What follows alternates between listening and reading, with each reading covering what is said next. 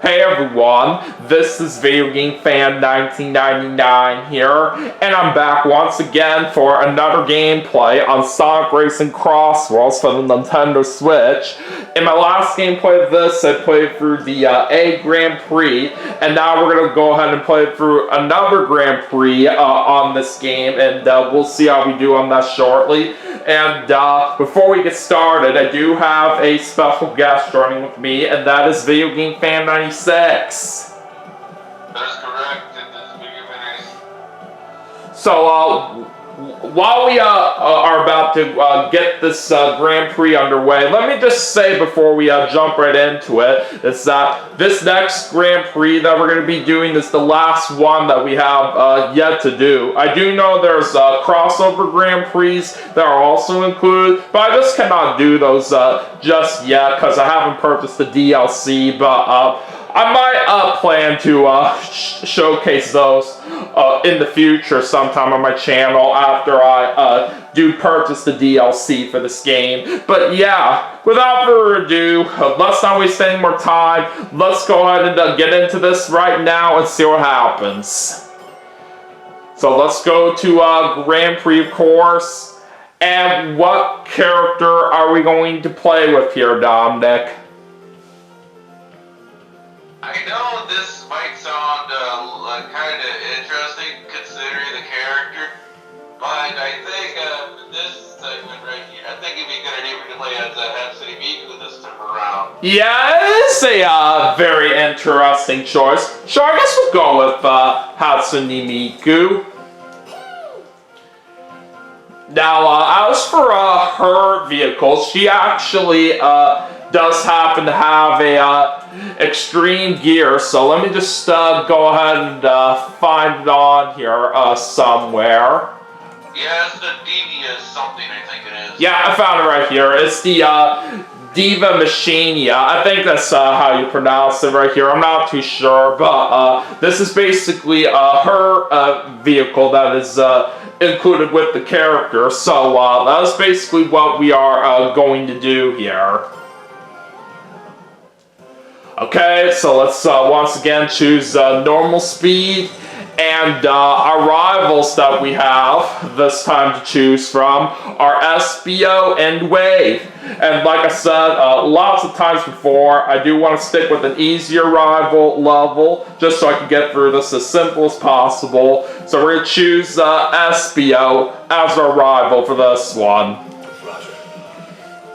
Alright, so anyways, the last of the Grand Prix that we have yet to do right here for what we're going to be doing in this gameplay is the Secret Grand Prix. And basically the tracks that are included for this are Coronos Island, North Star Islands, and White Space. And before we get into this, let me say all these tracks right here that we're going to be doing are from past Sonic games. We'll explain where they are from while we're going through these, but without any further ado, let's go ahead and get started here, and we'll see how we do.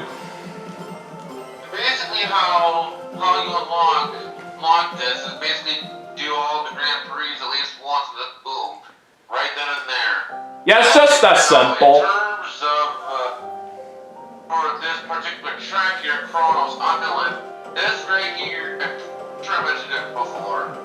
Basically, this track is from Sonic Frontiers, and that game became my third favorite Sonic game, along with Sonic Unleashed as my all-time favorite Sonic game. While Sonic Frontiers is my second favorite Sonic game, Frontiers is definitely it's a different kind of Sonic game. It's an open zone type Sonic game.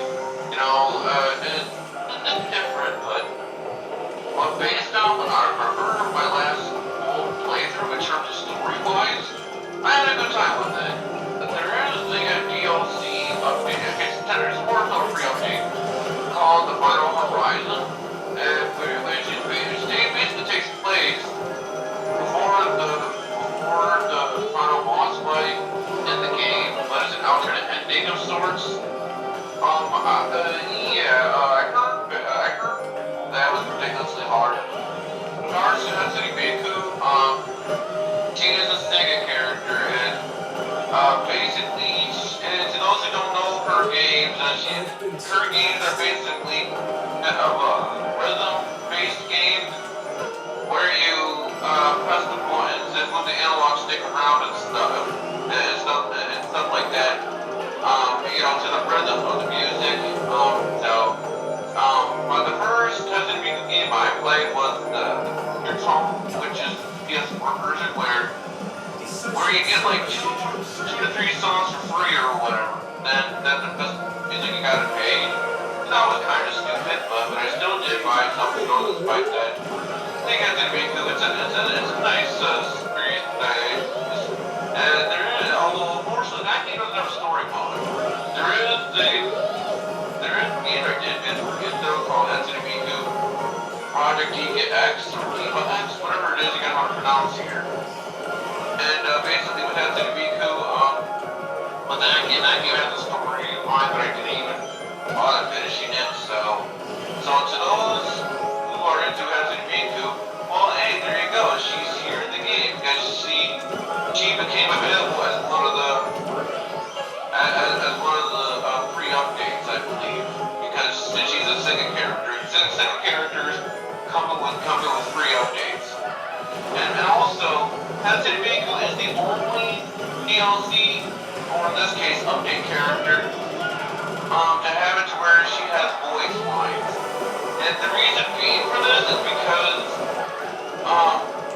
I guess Sega, they don't want to write dialogue for the rivals, so the rest of the DLC characters don't have voice lines, but so Resident Evil is the only character of the DLC update characters have voice lines, so that's basically what I know about this character here.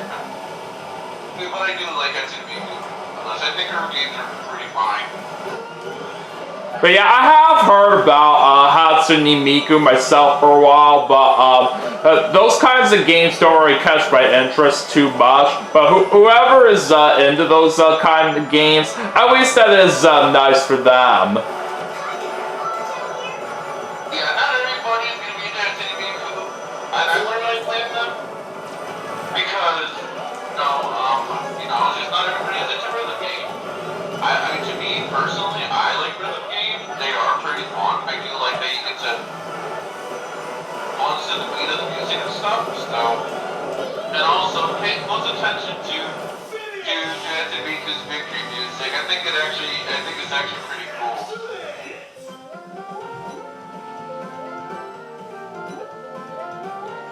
Yeah, you'll notice right here that with the victory music in a race from Hatsune Miku, it sounds pretty similar to how it is originally, but it's kind of remixed a little bit. Yeah, basically, Hatsune Miku is singing along to the main themes of the game. Yeah, and speaking of that, I think they've done something similar like that from what I do know several years ago on Super Mario Maker that I do have for the Wii U, where they actually have Hatsune Miku as one of the alternate costumes that you do get on there. And after you do finish a level on that game with that particular character, she actually does sing along to the victory theme when you do clear a level. But keep this in mind that back then, when Super Mario Maker first came out for the Wii U, you could only get alternate costumes in the Super Mario Brothers style. And now that we get into the North Star Islands, basically this is based on Sonic Superstars. So at first I didn't recognize it until I listened to the music. The music here is basically the opening intro remix from Sonic Superstars.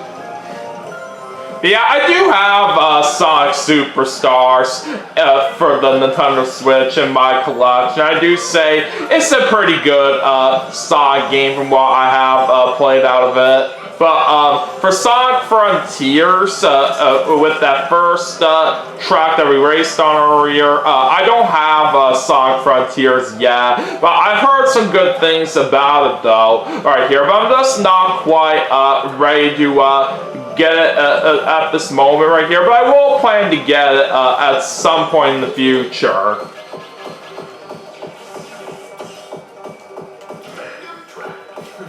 You've earned it. Yeah, it's a good point, SPL. Oh, we're here in Apoptos.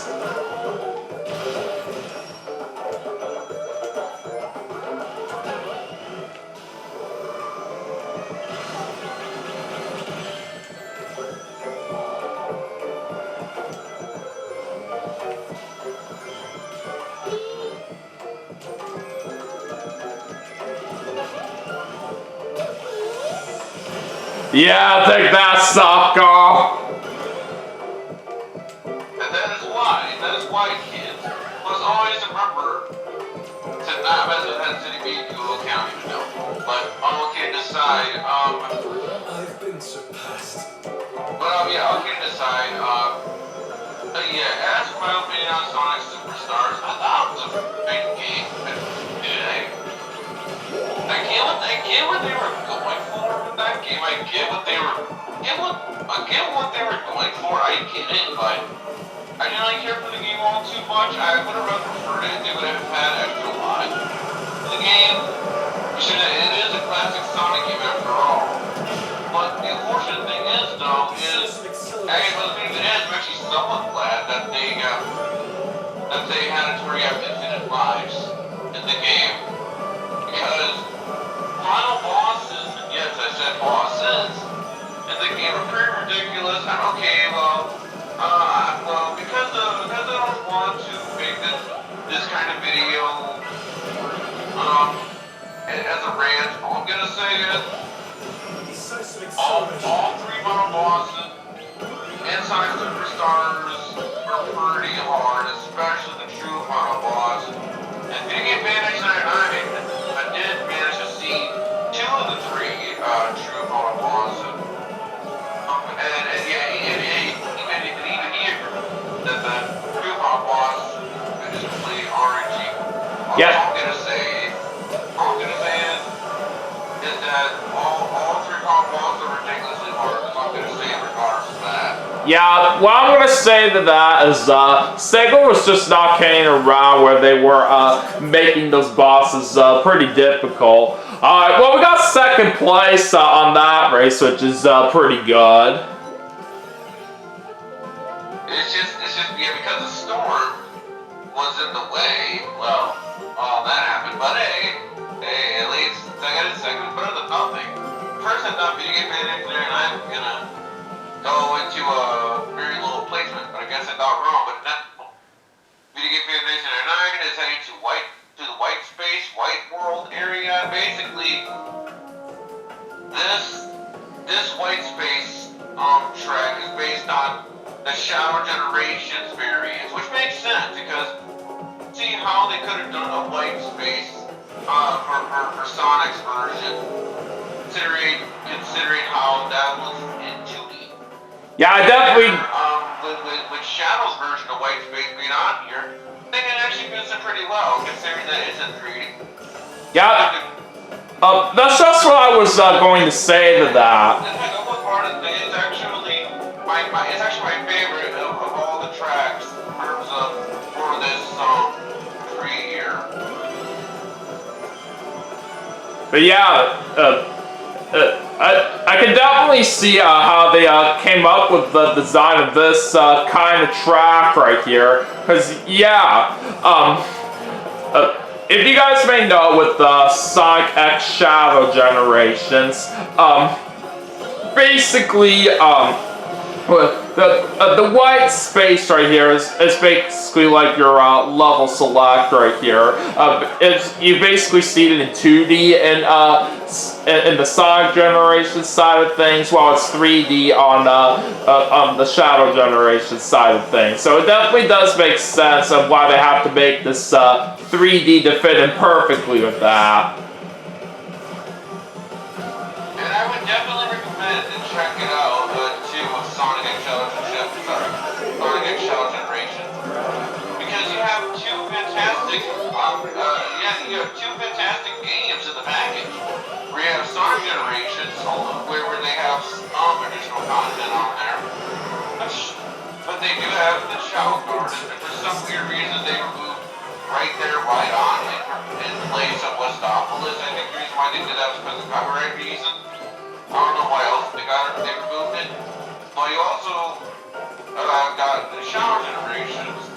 So yeah, you got two fantastic games all in one package, and I think the game cost like $60, I think, at launch.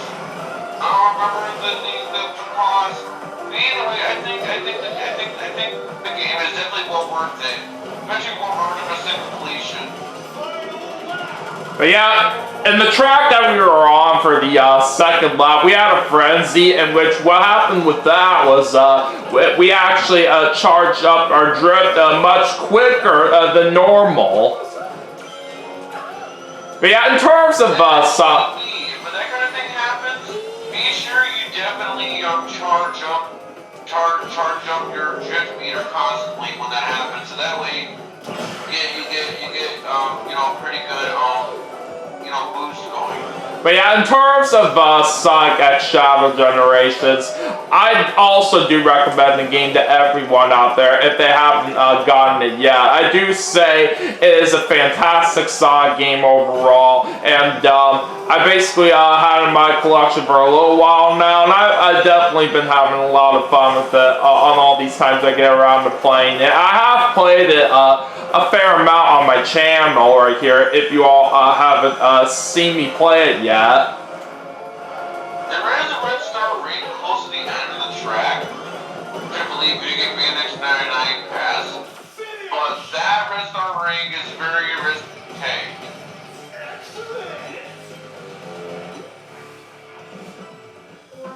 Now, while some of the red rings may be a little bit difficult to get depending on their placements, you still gotta try your hardest out here to get them all right here, to get some more the DAPA tickets more quickly. But anyways, that's another win that we just got right there in first place. Alright, final race coming up here, in which we're now going to go through all the previous tracks one by one.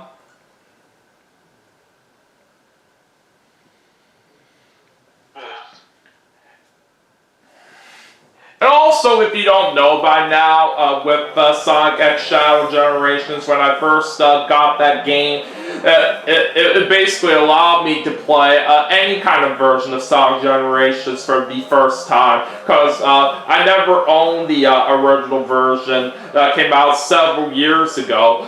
When Sonic Generations came out originally, that was basically for the PS3, Xbox 360, and Nintendo 3DS, but the 3DS version, from what I've heard, is just not all that great of a version out there. But basically, I just never got around to owning the game for PS3, and also because of the fact that I don't have an Xbox 360. We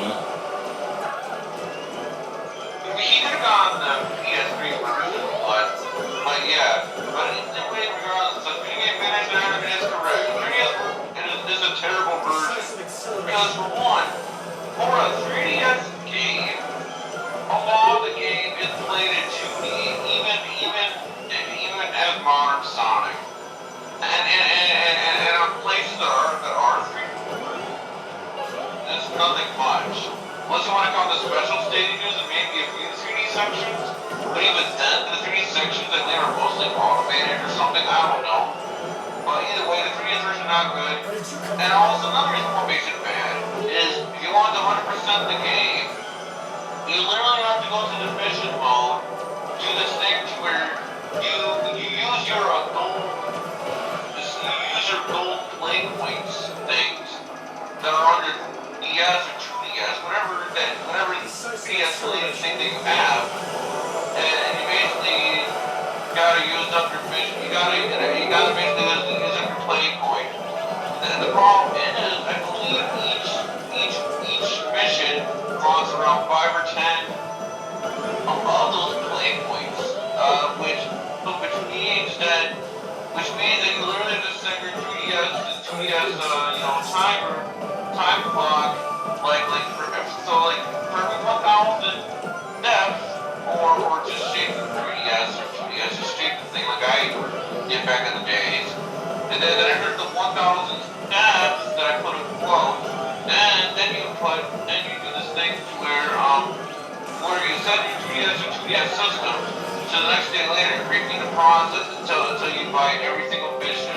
Yes, some of the missions are fun through story progression and stuff. Some of them are, but most of them you have to use your play coins or whatever. That's what makes it a bad version. Yeah, if any people are desperate of playing through the 3DS version of Sonic Generations, right here, the play coins, right here, by setting their 3DS to the next day, it may be kind of cheating, but like people say right here, you gotta do what you gotta do. And trust me, I should know what I'm talking about, considering that I did manage 100% the 3DS version myself, and yeah, not fun. But at least I was able to get all the concept art, all the game, like I said. But it just kind of stinks that the 3DS version, maybe if the game had more 3D sections where you actually control Sonic properly, maybe I would like the game a little bit more. But the thing of it is, that's just my opinion on Sonic Generations on the 3DS version. No, if you're gonna play Sonic Generations on the 3DS, I would recommend you not do so unless you're really, really curious. Yeah, and even though the 3DS version of Sonic Generations is not really much of a good game, it's actually a little bit different compared to how it is with the other versions of that, because the stages in the 3DS version are different right here for what they have included on that. But anyways, putting all that aside, we did get the win in first place, and we came out on top with a total of 60 points right there, so that was very good.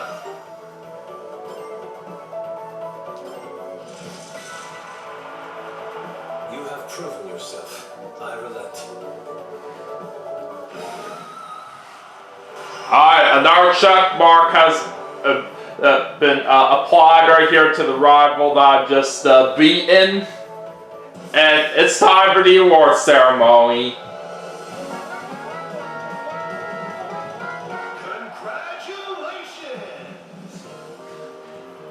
And that's how you get it done like a boss.